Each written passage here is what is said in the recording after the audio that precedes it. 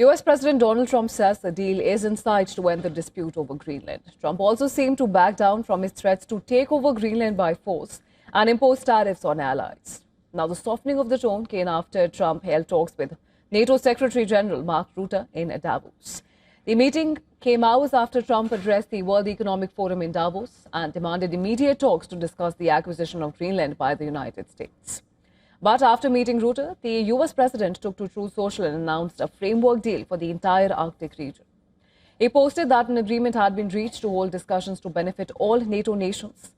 In his post, Trump said that he will not impose his proposed tariffs against 8 nations.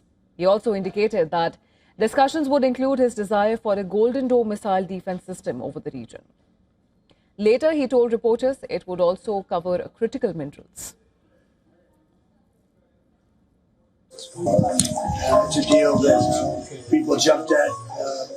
Really fantastic for the USA. Gets everything we wanted, including especially real national security and international security. How so? Does it still include the United States having ownership of Greenland like you've said you wanted? It's a long-term deal. It's the ultimate long-term deal. And I think it puts everybody in a really good position, especially as it pertains to security and minerals and everything else. Earlier addressing Davos for the first time in 6 years, Trump had struck a much harsher tone, reiterating his desire for Greenland. He claimed that all he is asking for is a piece of ice that can play a vital role in world peace and world protection. Trump also called Denmark ungrateful, but appeared to take the threat of military action off the table. We probably won't get anything unless I decide to use excessive strength and force where we would be, frankly, unstoppable. But I won't do that. Okay? Now everyone's saying, oh, good. That's probably the biggest statement I made, because people thought I would use force. I don't have to use force. I don't want to use force. I won't use force. All the United States is asking for is a place called Greenland. Rutte said that much work remained on Greenland. He later said he did not discuss the key issue of Danish sovereignty over Greenland in his meeting with Donald Trump. That issue did not come up anymore in my conversations tonight with the President. We very much focused on what do we need to do to make sure that that huge Arctic region, where change is taking place at the moment, where the Chinese and Russians are more and more active, how we can protect that. That was really the focus of our discussions. NATO spokesperson Alison Hart said that Denmark, Greenland and the United States will negotiate on ensuring that Russia and China never gain a foothold in Greenland. Denmark welcomed the latest developments, saying that Trump has sent positive signals by saying that he would not use military force to seize Greenland. Now, talking about Trump's speech at the forum, the Danish foreign minister also stressed the US president has not backed away from his threat to seize the Arctic territory.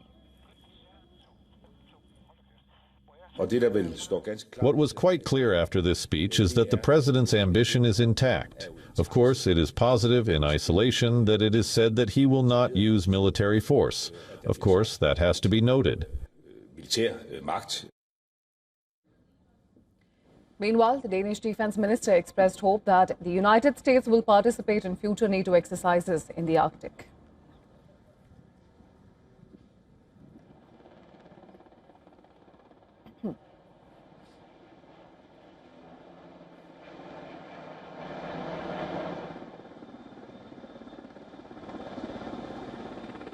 And to discuss more, we are now being joined by Mr. Stephen Golub from California. He's a political analyst and lawyer. Thank you so much for joining us on the broadcast. Thanks for having me tonight.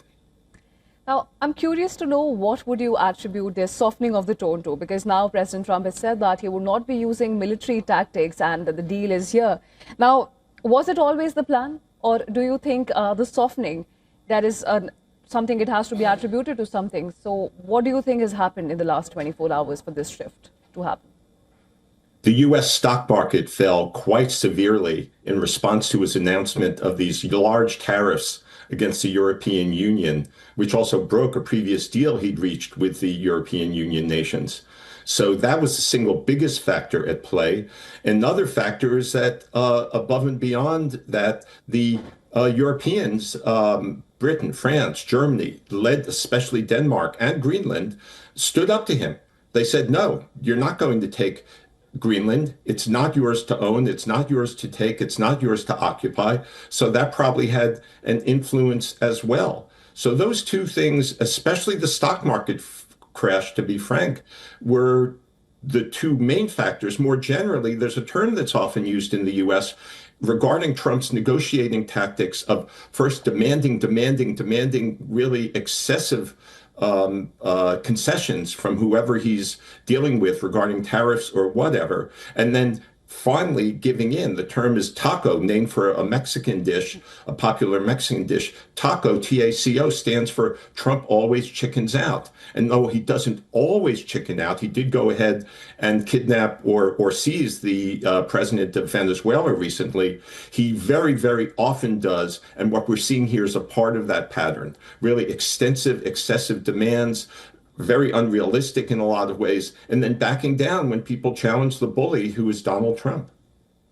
Right, and while this may follow the same pattern of overstating just to get what was initially intended, this is a repeat that we've seen multiple times play out, but now it's also posted that an agreement had been reached to hold discussions to benefit all NATO members. Now, what do you make of it? Because we still know that the details are not yet there and there are still a few caveats here and there, but how should we proceed it? Is it with cautious optimism or should we take it at face value for now? We should take it with a lot of skepticism or maybe even cynicism. It's possible that in their wisdom, and I mean that literally, the NATO nations, the European nations, including Denmark, may grant him a small concession here or there that falls far, far short of ownership of Greenland or his controlling Greenland in any way.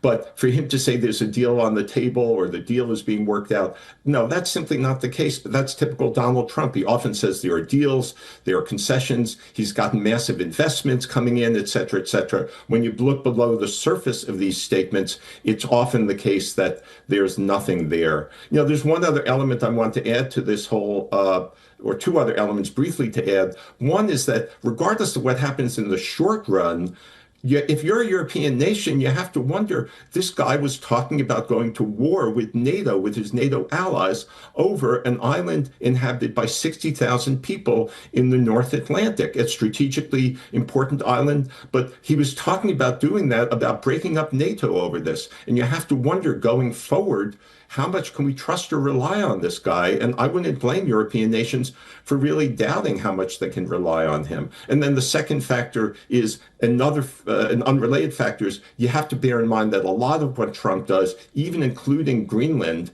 part of his agenda is to distract Americans from what's going wrong with the economy and what's been going on with the Epstein revelations, Epstein being the pedophile and the sex trafficker who Trump was very close friends with for years. And there are files that are supposed to be coming out that are being ignored or not being released now because Trump has successfully distracted people from that and the economic issue.